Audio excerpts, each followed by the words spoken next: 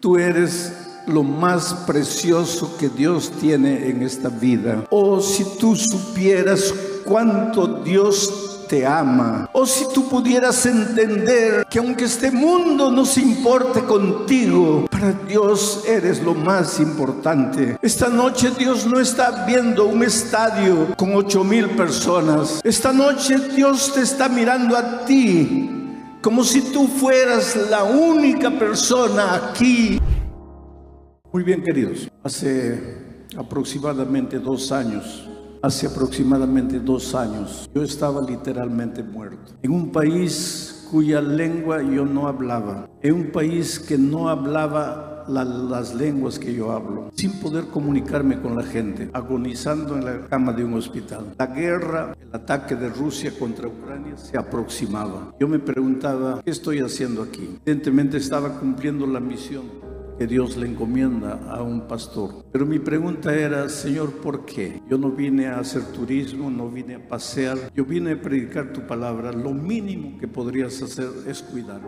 ¿Por qué permitiste que me enfermase? Pero una vez más aprendí una gran lección. Cuando Dios en su infinito amor y sabiduría permite que llegue a tu vida el bien, es porque es bueno para ti. Y cuando permite que llegue el dolor, la enfermedad, también es porque Él sabe que es lo mejor para ti, porque Dios te ama. Dios nunca permitiría que llegue a tu vida algo que te va a destruir. Evidentemente yo salí mucho más maduro espiritualmente de aquel incidente. Por eso el tiempo que estoy viviendo, yo le digo a Dios, es tiempo de gracia. Si Dios me levantó y me trajo, cuando llegué a Brasil, donde vivo, 2 días después empezó la guerra. Yo entendí que Dios tenía un propósito para mí. Y si estoy esta noche aquí, es porque Dios debe tener un mensaje especial para ti, porque Dios quiere hablarte. Les pido perdón porque no me puedo tomar una foto con cada uno de ustedes, no puedo abrazarlos. No es porque no los ame, es porque no hay circunstancia para eso. Pero en el cielo un día tendremos toda la eternidad para poder pasar tiempo juntos. Vamos al texto bíblico, Hebreos capítulo 11. He pedido que coloquen el texto en la tela y voy a usar constantemente el texto. Los versículos 24, 25, 26 y 27. Voy a leer primero todo el texto, versículo por versículo. Ya está el texto ahí, muy bien. El primer versículo, el versículo 24, dice: por la fe Moisés, hecho ya grande, rehusó llamarse hijo de la hija de Faraón, escogiendo antes ser maltratado con el pueblo de Dios que gozar de los deleites temporales del pecado, teniendo por mayores riquezas el vituperio de Cristo que los tesoros de los egipcios, porque tenía puesta la mirada en el galardón. Hasta ahí, hasta el 26. Muy bien, vuelvo al versículo 24 y dice: por la fe Moisés, hecho ya grande, rehusó llamarse hijo de la hija de Faraón. Por la fe Moisés, hecho ya grande. Aquí hay un principio que Dios quiere enseñarte. En esta vida todos crecemos. Un mensaje especial para los padres. Tu hijo, ese hijo pequeñito que está a tu lado o que está en tus brazos, va a crecer. Porque en esta vida todo nace para crecer. Y si cuando tus hijos lleguen a ser grandes, quieres tener alegrías, quieres levantar los brazos al cielo y agradecer a Dios por las maravillas que ha hecho en la vida de tus hijos, yo te doy un consejo. Aprovecha que ahora tus hijos son pequeños. Hazte amigo de ellos. Conquístales el corazón ahora que son niños. Juega con ellos. Revuélcate en la tierra con ellos. Ustedes, padres, madres, deben ser los mejores amigos de sus hijos. Ellos pueden tener secretos para cualquiera, menos para ustedes. Así cuando ellos sean jóvenes, cuando los arrobos de la juventud los amenacen, tú tendrás una poderosa influencia en la vida de tu hijo, en la medida en que has gastado tiempo con ellos cuando eran pequeñitos. Yo sé que un adulto hacer prácticamente tonterías de niño, para nosotros entre comillas tonterías de niños, Parece tonto, pero esa es la manera de conquistarlos. Esa es la manera de que ellos te consideren su mejor amigo. Y cuando sean grandes y tengan dificultades, o tengan dudas, o tengan inquietudes, recurran a ti, porque tú los has conquistado de niños. Ahora, si cuando ellos son niños tú no los conquistas, tú de grande piensas que por dar un grito, o por amenazar, o por expulsarlo de casa vas a arreglar la vida de ese muchacho, de esa joven. No, recuérdate que ese hijito pequeñito que está a tu lado crece. Por la fe, Moisés, hecho ya grande, tomó una decisión. Una de las grandes responsabilidades de los padres es enseñarles a los hijos a tomar decisiones, y decisiones sabias. Tú no puedes hacer del niño una marioneta que haga todo lo que tú quieres. Tú tienes que enseñarle a que él tome decisiones, pero puede tomar decisiones equivocadas o decisiones sabias. Enséñale a tomar decisiones sabias. Enséñale a consultar con Dios antes de decidir. Pero eso no es solo con la palabra, eso es con el ejemplo. Tú, como padre, reúne a tus hijos, a la esposa, y juntos consulten con Dios, conversen con Dios, pidan consejo a Dios.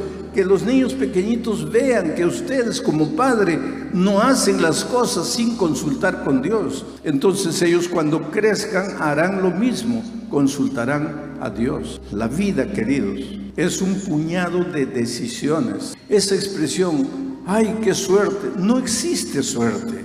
No existe mala suerte, no existe buena suerte. No es que unos nacieron con estrella y otros nacieron estrellados. Eso no es verdad. Nuestro futuro depende de las decisiones que tomemos. Un joven un día me preguntó: pastor, ¿Dios sabe todo? Claro que sabe. ¿Dios sabe el futuro? Claro que sabe. Dios es Dios. Entonces, ¿Dios sabe que me voy a perder o me voy a salvar? Claro que sí. Dios sabe todo. Y entonces el joven me dice: pastor, y si Dios sabe que me voy a perder, ¿para qué estoy queriendo salvarme? Y si Dios sabe que me voy a salvar, ¿para qué me preocupo? No me voy a perder, me voy a salvar, porque Dios ya sabe. Oh, querido, Dios, por ser Dios, sabe. Pero el hecho de que Dios sepa no determina tu salvación o tu perdición. Lo que determina tu salvación o tu perdición es la decisión que tú tomas. Si tú decides salvarte, pues por la gracia de Cristo te vas a salvar, porque vas a escoger el camino de la vida. Pero si tú decides perderte, pues te vas a perder porque escogiste el camino de la muerte. Pero Dios, por ser Dios y saber todo, claro que sabe el final. Pero ese final tuyo no dependió del hecho de que Dios sabía, sino de la decisión que tú tomaste. Por eso, una de las grandes responsabilidades de la vida es aprender a tomar decisiones. Decide con sabiduría antes de casarte, antes de escoger una esposa o un esposo. No confundas amor con atracción. La atracción es pasajera, el sentimiento es fugaz, pero el amor es un principio y no acaba nunca. Cuando una pareja se quiere separar, y a veces me preguntan: pastor, nos vamos a separar, ¿por qué? Porque se acabó el amor. Nunca se amaron, porque el amor no termina. Eso es bíblico, el amor no tiene fin. Ustedes se casaron sin amarse. Sí, pastor, nos amábamos. Sean bienvenidos a este programa especial. Lo que ustedes tenían en el corazón era un sentimiento, y a veces un sentimiento morboso, a veces un sentimiento vano, vacío, hueco, a veces un sentimiento carnal que no tiene nada a ver con amor. Necesitamos aprender a tomar decisiones. Y ustedes conocen la historia de Moisés. Moisés, bien pequeñito, fue arrojado al río Nilo para salvar su vida, porque Faraón había determinado que todos los niños varones que nacieran en Israel deberían ser muertos, porque el pueblo de Israel estaba creciendo, estaba prosperando. Oh, queridos, el pueblo de Dios siempre crece, siempre prospera. Los egipcios hicieron de todo para impedir el crecimiento del pueblo de Dios, pero nada puede detener el crecimiento de los hijos de Dios. El diablo puede colocar la dificultad que quiera en tu vida. Te puede atacar de un lado, te puede atacar del otro lado. En este mismo momento, tal vez tu hogar, tu vida, tu trabajo, tu empresa puede estar atacada de un lado y del otro lado. El diablo puede hacer lo que quiera, pero nada puede destruir a los que están escondidos en las manos de Dios. Por eso, para salvar la vida de Moisés, fue arrojado al río Nilo. No fue coincidencia que la hija de Faraón estuviese andando por ahí. No fue coincidencia.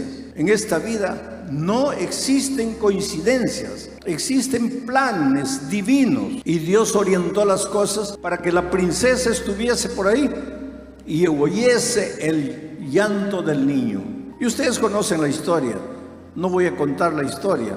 Pero entonces el niño fue llevado al palacio y la princesa le dijo a una niña que estaba al lado, que era la hermana de Moisés, Miriam, le dijo: mira, búscame una nodriza para que tome cuenta del niño. Y Miriam fue a la mamá, Jocabed, y el niño, protegido en el palacio por la princesa, tuvo la educación de la propia madre Jocabed, una mujer de Dios. Y desde pequeñito no solo se hizo amigo del hijo, no solo conquistó el corazón del niño Moisés, sino que le enseñó a tomar decisiones sabias. Y cuando creció, escogió. ¿Escogió qué? Tenía dos caminos: o quedarse en el palacio y por derecho, siendo hijo de la princesa, sería un faraón. Ese era un camino.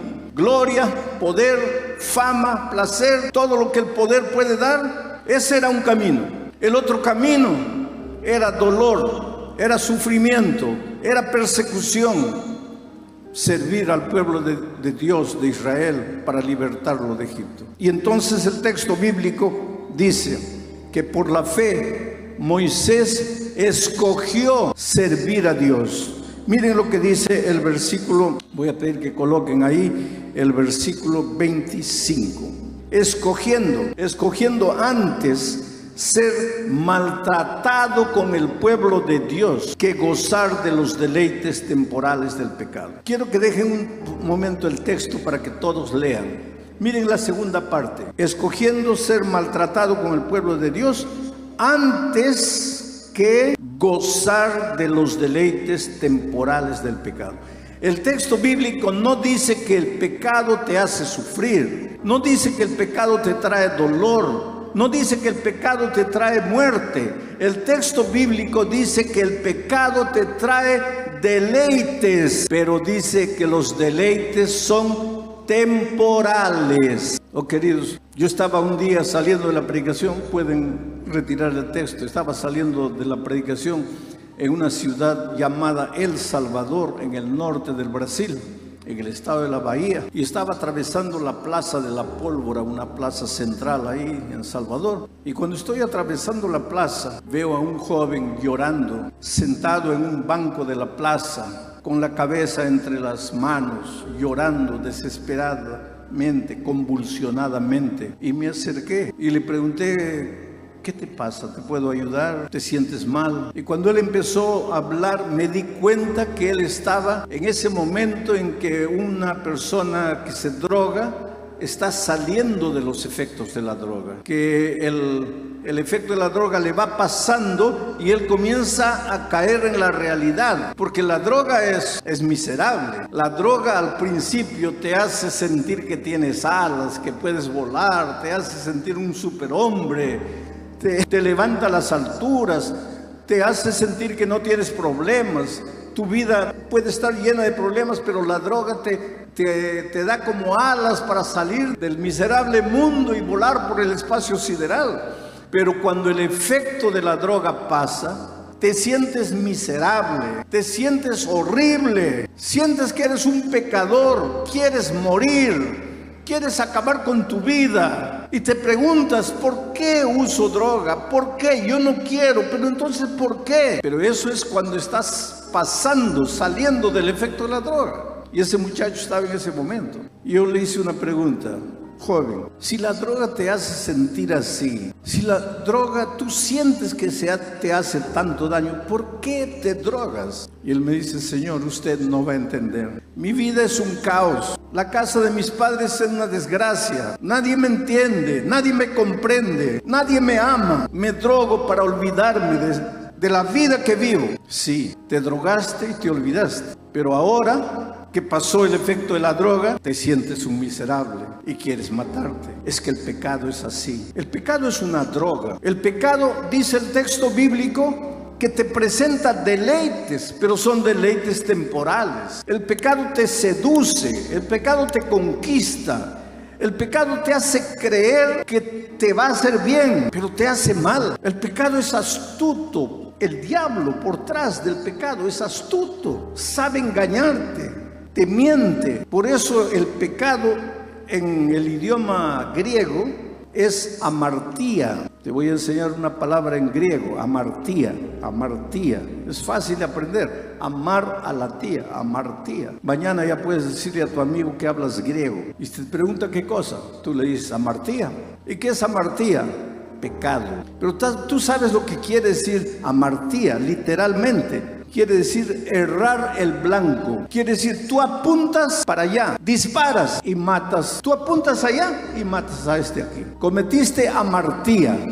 Erraste el blanco. Eso es pecado. Tú escoges este camino porque quieres ser feliz, porque quieres tener el deleite que el pecado te presenta. Pero cuando despiertas, has arruinado tu vida, has tomado una decisión equivocada y ojalá que tu decisión equivocada te hiciera sufrir solo a ti, porque si te hiciera sufrir solo a ti, tú por lo menos tendrías el consuelo de decirte, estoy sufriendo por mi decisión equivocada. Lo peor es que el pecado no te destruye solo a ti, destruye a tu esposa que no tiene culpa, o a tu esposo que no es culpado, o a tus hijos que son inocentes. Destruye tu familia, destruye tus valores, acaba con todo. ¿Y por qué fuiste para allá sabiendo que ese era el final? No, es que no sabías el final. Es que el pecado te presentó primero el deleite, pero no te dijo que el deleite que el pecado te mostraba era temporal. ¿Sabes cuál es el problema, querido? Que nosotros los seres humanos somos inmediatistas. Lo queremos todo aquí y ahora y no pensamos en el mañana. Yo me acuerdo cuando era niño, íbamos a salir de vacaciones. Mis padres no tenían mucho dinero, pero íbamos a pasear por ahí. Y unos días antes de salir de las vacaciones me comenzó a doler el diente. Y yo era niño en esos tiempos en que los dentistas hacían algo que los dentistas hoy no hacen, que es extraer el diente. Hoy día los dentistas no extraen diente, hacen todo lo que puedan para recuperar el diente. Pero en mis tiempos no, te dolía el diente, lo arrancaba. Y mi padre me dijo, mira hijo, antes de salir de vacaciones, vamos a sacarte el diente, vamos al dentista que te saque el diente. No, pero me va a doler. Sí, pero te va a doler un día, pero después vas a disfrutar de las vacaciones, tranquilo. Ahora, si no quieres el dolor de hoy, todas las vacaciones las vas a pasar sufriendo. Entonces, ¿qué prefieres? No, yo prefiero no sufrir el dolor hoy. Muy bien. Y nos fuimos de vacaciones. Pero en el lugar donde estábamos de vacaciones ya no había dentista. Y me pasé llorando todos los días. Y cuando mi padre me veía triste, sin ganas de correr, sin ganas de jugar, agarrándome la cara, llorando de dolor, me decía, hijo, tú escogiste, tú decidiste el deleite temporal por el sufrimiento eterno. Dios te invita a que tú tomes una decisión sabia. Renuncia por la fe, dice el texto. Moisés renunció. Voy a pedir que coloque nuevamente el texto, pero ahora el versículo 26. ¿Qué dice? Teniendo por mayores riquezas. Jesús escogió el camino del dolor, teniendo por mayores riquezas el vituperio de Cristo que los tesoros de los egipcios, porque tenía puesta la mirada en el galardón. El otro día un joven quería tomar la decisión de seguir a Cristo y de bautizarse. Quiero dar una palabra de felicitaciones a los que se bautizaron hoy. Están dando inicio a una larga caminata, pero esa decisión que tomaron hoy muchas veces les va a arrancar lágrimas, porque hay gente querida, amigos antiguos que ustedes tenían, que se van a reír de ustedes, que se van a burlar de ustedes, que te van a decir que eres un tonto por haberte bautizado. Te van a decir que te están engañando, que te están lavando la cabeza, porque este asunto de religión, de evangelio, es una tontería. Te lo van a decir. Algunos buenos amigos te van a abandonar porque ya no puedes tomar una cerveza con ellos. En Nueva York sucedió una cosa interesante. Una niña, hija de un hombre muy, muy rico, de una familia judía de mucho dinero, encontró la Biblia y encontró a Jesús y se convirtió y se bautizó. El papá, antes de su bautismo, le dijo: mira, hija, estás tomando una decisión equivocada. Ese asunto de Cristo, no, Cristo no pasó de un político, de un hombre bueno. Eso de que es nuestro Salvador, no, eso no es verdad. Nosotros esperamos a un Mesías que nos va a libertar, nos va a devolver la tierra, nos va a libertar de nuestros enemigos. Entonces está bien, si tú insistes, pues ya te hemos hablado con amor, te hemos hablado con firmeza, te hemos hasta amenazado y tú sigues. Por lo menos te voy a pedir una cosa: antes de bautizarte te voy a pagar un pasaje para que tú viajes por el mundo. Y el padre hizo eso pensando que mientras viajaba por el mundo, la muchacha se iba a olvidar del evangelio, de la decisión de seguir a Cristo. Pero la niña aprovechó el viaje por el mundo para conocer en cada país la iglesia adventista, y buscaba en cada lugar por donde pasaba una iglesia, y a medida que iban pasando los días, iba conociendo la iglesia en tantos países del mundo, porque en el mundo hay 238 países, y de esos 238 países, en 208 existe la iglesia adventista. Dios me ha dado en los últimos años el privilegio de visitar a nuestra iglesia en el Japón, en Australia, en los países de África, en Europa, en Centroamérica, en las 3 Américas, y a donde voy encuentro una familia querida. No hablamos el mismo idioma, pero cantamos los mismos himnos. Creemos en el mismo Cristo, estudiamos la misma lección de la escuela sabática. Es una familia maravillosa. Si un día tú estás perdido por ahí en un país, sin dinero, sin saber qué hacer, espera el sábado, y el sábado busca una iglesia abierta, y esa es tu iglesia. Y los hermanos, aunque no entiendan tu idioma, te van a abrazar y te van a hacer almorzar y te van a dar amor y te van a dar cariño, porque somos una familia mundial. Y esa niña fue de país en país visitando las iglesias, y un año después, cuando llegó de vuelta a Nueva York, estaba más decidida que nunca a tomar su bautismo, a entrar a las aguas del bautismo. Entonces el padre hizo una cosa: la engañó, le dijo que quería ofrecerle una cena especial por su cumpleaños, e invitó a familias ricas, familias poderosas. En una casa a la orilla de la piscina armaron una mesa bonita llena de manjares. Había un piano de cola blanco porque la niña era pianista. Y entonces el papá tomó la palabra y dijo: hoy mi hija cumple años y hoy debería ser un día de fiesta. Todo fue hecho para que fuera un día festivo. Pero tengo una noticia triste. Mi hija hace más de un año fue contaminada por el evangelio de los cristianos. Ella cree en esas tonterías de Cristo, y aunque hoy es su aniversario y mi hija piensa que yo he hecho esta fiesta para celebrar su cumpleaños, en realidad, hija, yo he hecho esta fiesta y he reunido a tus mejores amigos, familias ricas, poderosas aquí, para escuchar de tus propios labios tu decisión final. Has viajado por todo el mundo y yo pensaba que te ibas a olvidar de esas tonterías. Entonces, esta noche, o te quedas con nosotros para siempre, o te vas de la casa para siempre. La decisión es tuya. Y ella tenía que decidir, como Moisés: o sigo a Jesús y me mantengo mirando al invisible, o renuncio a toda la riqueza, la gloria y el poder del mundo que el dinero me trae. ¿Qué hago? El texto bíblico dice que si sigues a Jesús, no esperes aplauso, no esperes felicitaciones, porque muchos te van a perseguir, muchos se van a burlar, muchos te van a tratar de humillar por causa de tu fe, por haber decidido entregar tu vida a Cristo. Especialmente los jóvenes. Muchos jóvenes amigos tuyos se van a reír de ti. Te van a decir que eres un tonto, porque la escala de valores en este mundo está invertida. Al mal le llaman bien, al bien le llaman mal.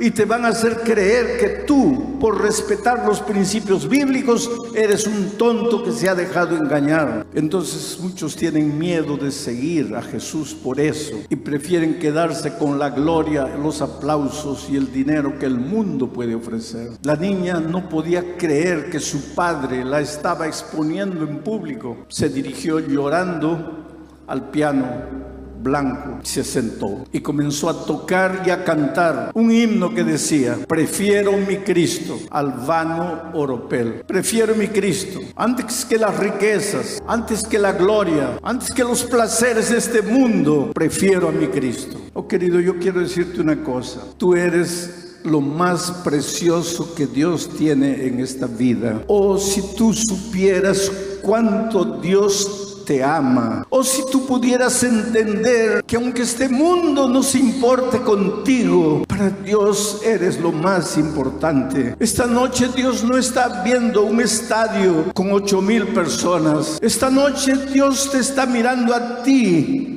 como si tú fueras la única persona aquí. Él tiene compasión de ti. No es compasión de misericordia, no es compasión de pena. Él te entiende, porque Él también se hizo humano. El Señor Jesucristo fue rechazado, fue humillado, fue castigado, burlado y finalmente crucificado. Entonces te ama, entiende el dolor de tu corazón, entiende las ansiedades que inundan tu vida a veces. Si en este momento no tienes dinero para pagar el alquiler de mañana, Dios sabe. Si esta semana vas a buscar empleo porque has perdido el empleo, Dios conoce. Si tu hogar se está destruyendo, Dios sabe. No hay nada que le puedas esconder, pero Él no puede hacer nada por ti si tú no te entregas a Él, si tú no tomas la decisión de seguirle. Por eso esta noche quiero hacer una invitación. Esta invitación no es para los miembros bautizados de la iglesia que un día ya se levantaron y ya se entregaron a Cristo. Esta decisión es para las personas que ya han estudiado la Biblia, están estudiando la Biblia, pero que todavía no han tomado la decisión del bautismo y tal vez quisieran ser bautizadas esta noche. Pero esta decisión también es para ti, que aunque no conozcas la Biblia, aunque no hayas estudiado la palabra de Dios, pero sientes el amor de Dios y sientes la voz de Dios en tu corazón llamándote y diciendo: hijo, yo quiero entrar a tu vida, revolucionar tu vida, pero tienes que dejarme entrar. Entonces ven y entrégate a mí. Si tú quieres decirle eso a Jesucristo esta noche, yo le voy a pedir a Angie que venga para cantar, porque mientras ella canta, te voy a pedir que tú te levantes y vengas aquí adelante diciendo: oh Señor Jesús, yo te prefiero a ti, yo te escojo a ti, yo me entrego a ti. Si esta palabra tocó tu corazón, no te detengas aquí. Sigue escuchando lo que Dios tiene para ti. Esta noche puedes haber entrado aquí cargando las cadenas del pecado que te amarra. Tal vez es el cigarro, tal vez es la bebida, tal vez son las pasiones de esta vida, tal vez es la promiscuidad. Lo que sea, el diablo puede usar lo que quiera. Las tendencias de tu carácter te hacen infeliz, te sientes mal, te sientes impotente, te sientes derrotado. Pero en el nombre del Señor Jesucristo, yo levanto la Biblia esta noche para decirte: tu victoria está decretada. Eres vencedor. Ahora puedes entrar al reino de los cielos y el Señor te dará a comer. Vamos a leer la promesa a los vencedores contenida en la primera carta a Efeso, capítulo 2, versículo 7. Ese es el texto, capítulo 2, versículo 7. Dice: el que tiene oídos, oiga lo que el Espíritu dice a la iglesia. Al que venciere, le daré a comer del árbol de la vida, el cual está en el medio del paraíso de Dios. Al que venciere, le daré a comer del árbol de la vida que está en medio del paraíso de Dios. La Biblia está llena de promesas al vencedor. Esta semana voy a estudiar apenas 7, las 7 promesas a los vencedores contenidas en las 7 cartas a las iglesias de Apocalipsis. Pero la Biblia está llena de promesas a los vencedores. Al que venciere, al que venciere, al que venciere, al que venciere. Yo te digo una cosa, si se promete tanto a los vencedores, es porque la victoria no es una utopía. La victoria no es una ilusión. La victoria es una realidad. Es posible alcanzar la victoria. Hay mucha gente que dice: pastor, estoy cansado de luchar con mis tendencias.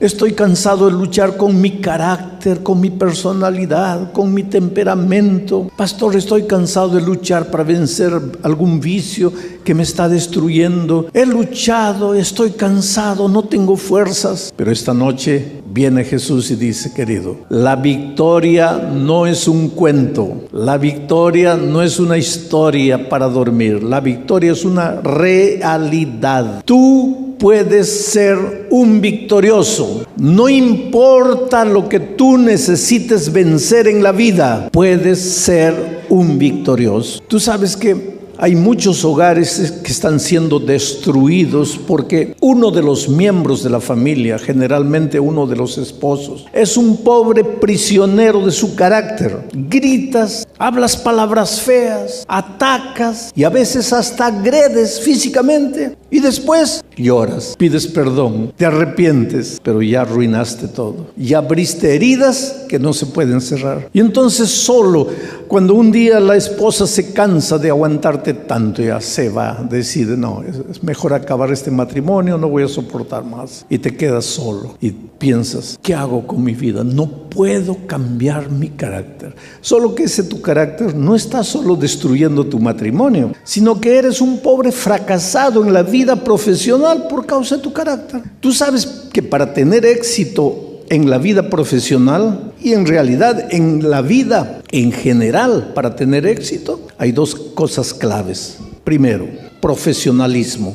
¿Quieres tener éxito en la vida profesional? Primero, profesionalismo. Tienes que ser un buen profesional. Si te dedicas a arreglar carros, un buen mecánico. Si te dedicas a la panadería, un buen panadero. Si te dedicas a hacer limpieza, un buen trabajador de la limpieza. Si eres abogado, un buen abogado, conocedor de las leyes. Si eres médico, un buen médico.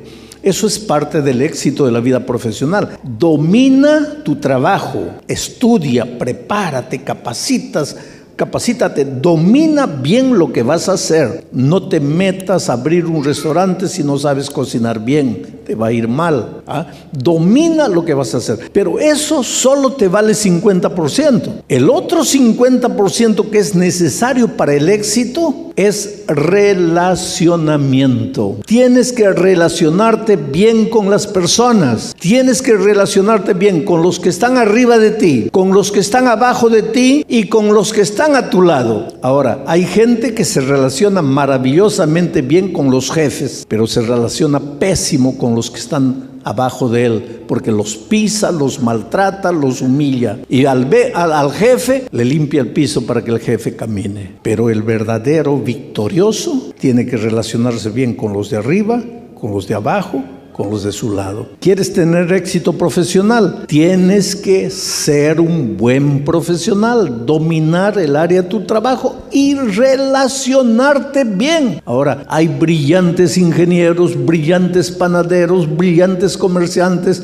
brillantes jefes de cocina, profesionales extraordinarios, pero no se relacionan bien. Entonces, todo el profesionalismo no les ayuda de nada. Son unos pobres derrotados, unos pobres fracasados en la vida. Pero esa gente llora y dice: ¿pero qué hago para vencer mi carácter? Y hay gente que dice: creo que nunca voy a vencer mi carácter. Pero ahora viene Jesucristo esta noche y te dice: al que venciere. Quiere decir, la victoria es real. La victoria es utopía. Si tú le entregas la vida a Cristo, serás victorioso sobre algún vicio que te está esclavizando, sobre alguna tendencia natural que te lleva al mal, sobre algún defecto de carácter. Serás victorioso porque la Biblia está llena de promesas al que venciere. Y si está llena de promesas al que venciere, es porque la victoria es una realidad. Pero ahora hay una promesa. La promesa de esta noche es la siguiente: al que venciere le daré a comer del fruto del árbol de la vida que está en medio del paraíso. Vamos a entender lo que Dios está prometiendo aquí. Al que venciere le daré a comer del árbol de la vida. El árbol de la vida estaba en el jardín del Edén, y la vida eterna de Adán y Eva era porque ellos tenían acceso al árbol de la vida que estaba en el Edén. Ahora, no confundas árbol de la vida con el árbol de la ciencia del bien y del mal. Son dos árboles diferentes. El árbol de la ciencia del bien y del mal que Dios les había dicho no toquen, esa es otra historia. No se está hablando de este árbol. Aquí se está hablando del árbol de la vida que Adán y Eva comían. Y mientras comiesen de ese árbol de la vida, ellos vivirían eternamente. Cuando Adán y Eva cayeron en el pecado, ¿te acuerdas lo que la Biblia dice? Dios dijo: tenemos que sacar a Adán y Eva del jardín, porque si se quedan van a tener acceso al árbol de la vida y van a vivir eternamente. Solo que ahora eran pecadores, y el pecado trajo al mundo dolor, miseria, muerte, enfermedad, violencia, traición. ¿Y cómo sería si el hombre comiera del árbol de la vida y viviera eternamente? Eternamente duraría la enfermedad, eternamente duraría la muerte, eternamente duraría la hipocresía, la traición, la violencia. El pecado se haría eterno mientras el ser humano tuviera acceso al árbol de la vida. Y entonces Dios dijo: no, vamos a tener que sacar a Adán y Eva del jardín del Edén. Y Dios colocó un ángel, dice el texto bíblico, que cuidaba la puerta del jardín, y Adán y Eva no podían entrar al jardín. Hay mucha gente que dice: pero ¿por qué Dios los sacó del jardín? Cuando ellos pecaron, ¿no se arrepintieron? ¿No pidieron perdón? Sí, pidieron perdón. ¿Y Dios no los perdonó? Sí, los perdonó. Entonces, ¿por qué no los dejó en el jardín? Porque los sacó. Esa es una cosa que tenemos que entender, querido. Dios perdona todo, pero el pecado tiene consecuencias, y las consecuencias llegan aunque tú no quieras. Una cosa es que Dios te perdona el pecado, pero Dios no te libra de las consecuencias de tu pecado. Te voy a hacer una ilustración graciosa. Vamos a decir que tú te arrojas del 20º piso de un edificio. En la mitad, ya cuando estás cayendo, te arrepientes y dices: Dios mío, perdóname. Yo te hago una pregunta: ¿Dios te perdona o no te perdona? Claro que te perdona, pero ¿qué va a pasar? Te vas a matar. Eso es lo que la gente a veces no entiende. Yo encontré una vez en Brasil un muchacho que estaba con SIDA, y él llorando dice: pastor, Dios no me ha perdonado. Le digo: ¿pero por qué crees que no te ha perdonado? Dice: porque si me hubiera perdonado, ya me hubiera curado del SIDA. No, querido. Yo siempre digo: Dios te perdona. Todo lo que puedas hacer en la vida, Dios te perdona. Vamos a decir que borracho, manejaste tu carro, sufriste un accidente, perdiste las 2 piernas. Ahora le pides a Dios perdón, aceptas el evangelio, te bautizas, entras al agua sin pierna, cargado por 2 diáconos, entras al agua, te bautizas, ¿sales perdonado de tus pecados, sí o no? ¿Y sales con las 2 piernas? No, pues eso es lo que tienes que entender, que el perdón de Dios es una cosa y que las consecuencias del pecado son otra cosa. Cuando Adán y Eva pecaron, Dios los perdonó, pero ahora tenían que salir del jardín.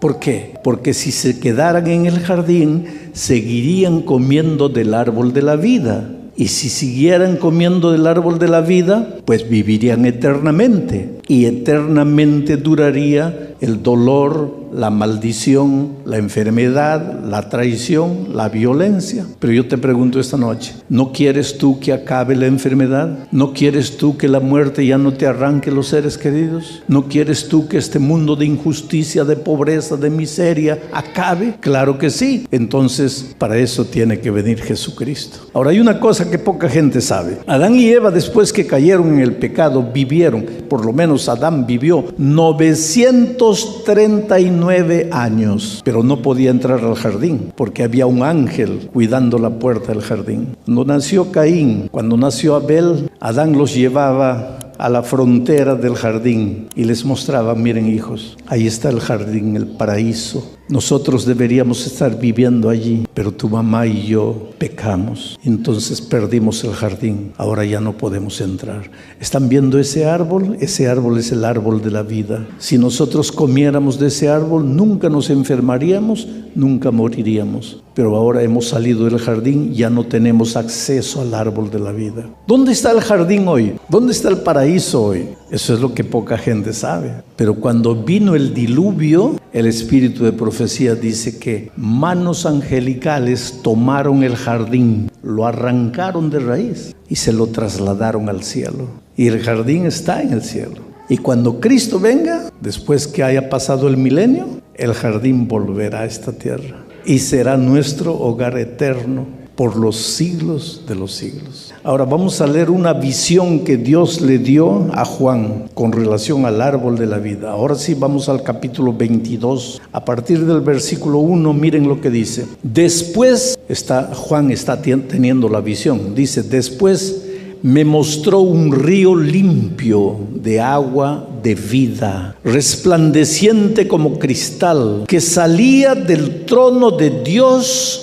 y del Cordero. En medio de la calle de la ciudad, a un lado y al otro lado del río que salía del trono, estaba el árbol de la vida. Y este árbol de la vida producía 12 frutos, dando cada mes su fruto. Y las hojas del árbol de la vida eran para la sanidad de las naciones. Ya no habrá más maldición, y el trono de Dios y del Cordero estará en ella, y sus siervos le servirán, y verán su rostro, y su nombre estará en sus frentes. No habrá allí más noche, y no tienen necesidad de luz de lámpara, ni de luz del sol, porque Dios el Señor los iluminará, y reinarán por los siglos de los siglos. ¡Qué visión maravillosa! Vamos a imaginar un poco. Dice que Juan vio el trono de Dios y el trono del Cordero, y del trono de Dios y del Cordero salía un río de aguas cristalinas, agua de vida, y pasaba por el centro de la ciudad. Y a un lado del río y al otro lado del río estaba el árbol de la vida. Y ese árbol producía frutos una vez por mes, y todos los redimidos comían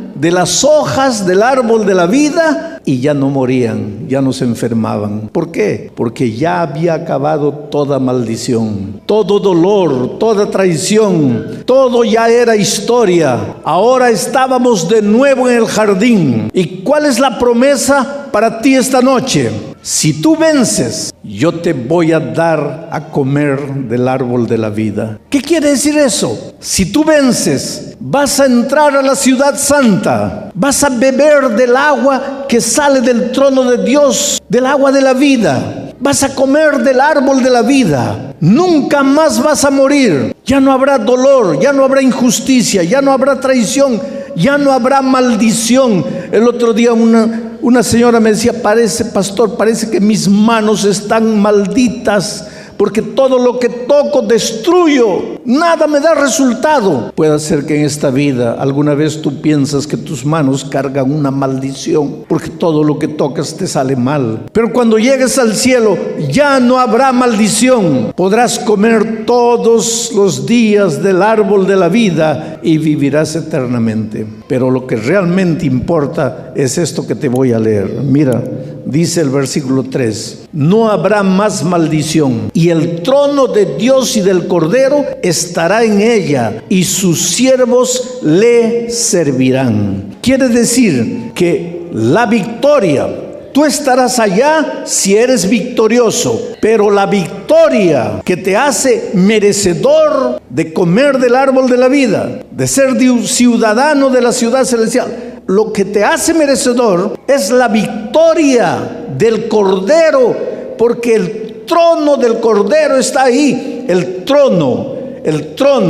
¿Quién se siente en el trono? El rey soberano. Y el trono del Cordero está ahí. ¿Qué quiere decir eso? Que Jesucristo es el soberano victorioso. Y como sale el río del trono de la victoria de Dios, esa victoria es tuya también. ¿Por qué? Porque has creído en el Cordero. ¿Y por qué la victoria es del Cordero? Eso es interesante, porque la lucha entre Cristo y Satanás comenzó allá en el cielo. El diablo quiso arrebatarle el trono al Cordero allá en el cielo, y fue engañando a los ángeles y logró engañar a una tercera parte de los ángeles, y les dijo: vamos a hacer la guerra contra el Cordero y vamos a quitarle el trono. Y Apocalipsis dice: hubo una gran batalla allá en el cielo. Miguel y sus ángeles lucharon contra el dragón y sus ángeles, el dragón que se llama Diablo y Satanás, y Jesús venció. Y entonces el dragón fue expulsado con la tercera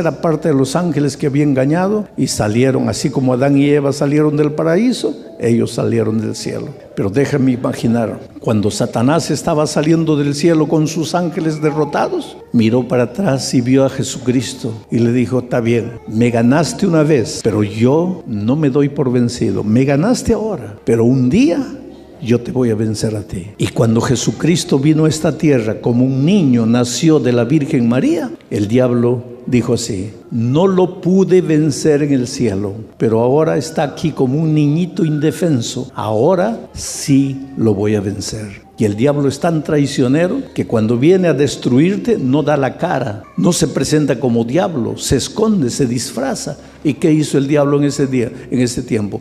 Se metió al corazón de Herodes y llevó a Herodes a firmar un decreto de muerte para que todos los niños pequeñitos fueran asesinados. Y cuando Herodes firmó el decreto de muerte, el diablo dio la carcajada y dijo así: no lo derroté en el cielo, pero ahora con este decreto de muerte va a morir. Aparentemente estaba todo perdido para Jesucristo, pero esa noche el ángel de Dios se presentó a José y le dijo: levántate, toma al niño y a su madre y huye para Egipto. Y los soldados de Herodes no pudieron encontrar a Jesucristo para matarlo, porque ya se había escapado para Egipto. Y el diablo quedó con una rabia y dijo: mira, no le gané allá en el cielo, no le gané aquí, pero no me doy por derrotado. Voy a seguir luchando y lo voy a vencer.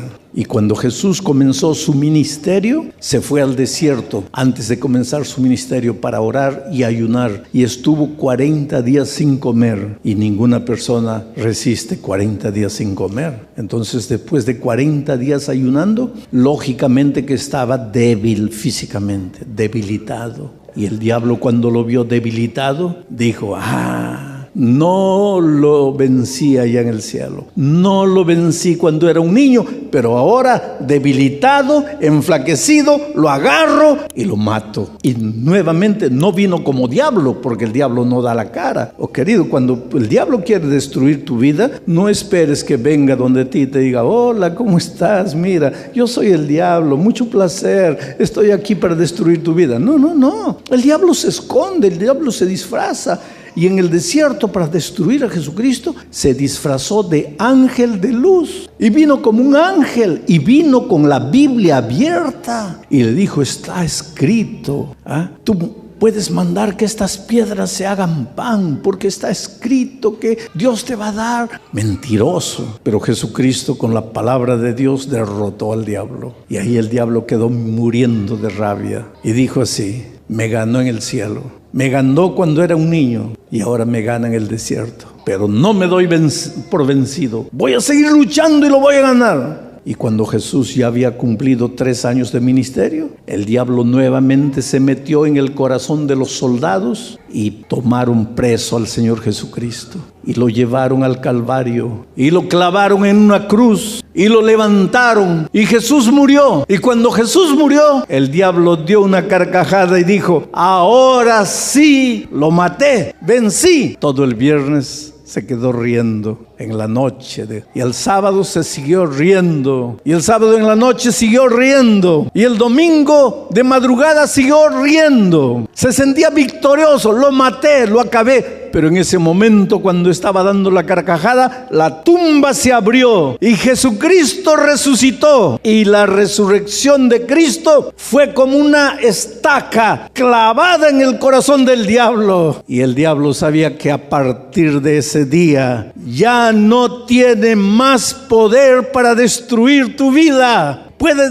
tentarte, puede venir, puede cercarte, puede tratar de engañarte, pero si tú crees en el Cordero es victorioso. Su trono está en el cielo, y del trono del Cordero vencedor sale un río de agua viva, y a los lados del río de agua viva está el árbol de la vida, que produce sus frutos cada mes. Y si tú comes del árbol de la vida, vivirás eternamente. Yo te digo en el nombre del Señor Jesucristo, no tienes que sentirte derrotado. No puedes sentirte derrotado. Esta noche puedes haber entrado aquí cargando las cadenas del pecado que te amarra. Tal vez es el cigarro, tal vez es la bebida, tal vez son las pasiones de esta vida, tal vez es la promiscuidad. Lo que sea, el diablo puede usar lo que quiera. Las tendencias de tu carácter te hacen infeliz, te sientes mal, te sientes impotente, te sientes derrotado. Pero en el nombre del Señor Jesucristo, yo levanto la Biblia esta noche para decirte: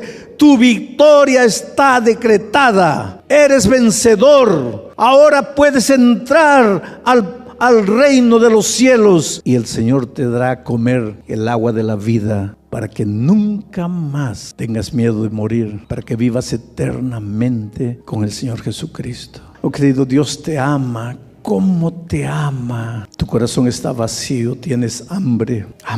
No es hambre de pan, no es hambre de tortilla, hambre del alma. Y tú confundes las cosas y piensas que el hambre del alma lo vas a llenar yéndote a una borrachera y pasando todo el sábado de noche ahí. Y a la mañana siguiente tu corazón está con más hambre. Y tú piensas que ese hambre va a acabar cuando entras a las drogas, pero cuando pasa el efecto de las drogas estás con más hambre. Y tú piensas que ese hambre es porque te falta dinero, y a veces te metes en el terreno de la deshonestidad, y cuando te descubren sientes que estás con más hambre y nada te satisface. Tu corazón sigue vacío, y ahora Jesucristo viene y dice: ven a mí, yo te voy a dar de comer el árbol de la vida para que nunca más tengas hambre. Ven a Jesús, entrégale la vida, deja que Él cure tus heridas, deja que Él vende tu brazo roto, deja que Él te enseñe a andar, deja que Él te enseñe a vencer. A lo largo de mi vida he encontrado gente,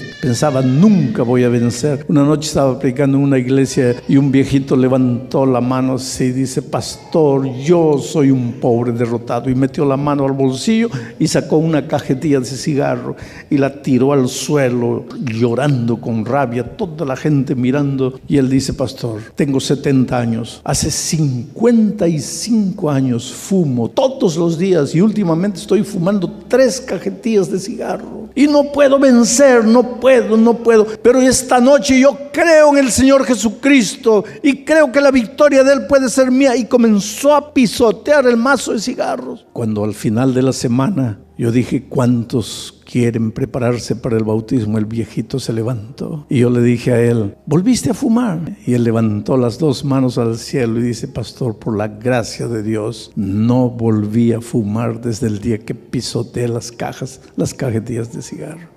Ese es Dios. No hay nada en tu vida que Dios no pueda arrancar. Si tienes un sentimiento prohibido, si tienes un pensamiento inmundo que está acabando con tu vida, Dios puede meter la mano y sacar, limpiarte, hacerte poderoso. No tienes derecho a salir derrotado esta noche. Si esta palabra tocó tu corazón, no te detengas aquí. Sigue escuchando lo que Dios tiene para ti.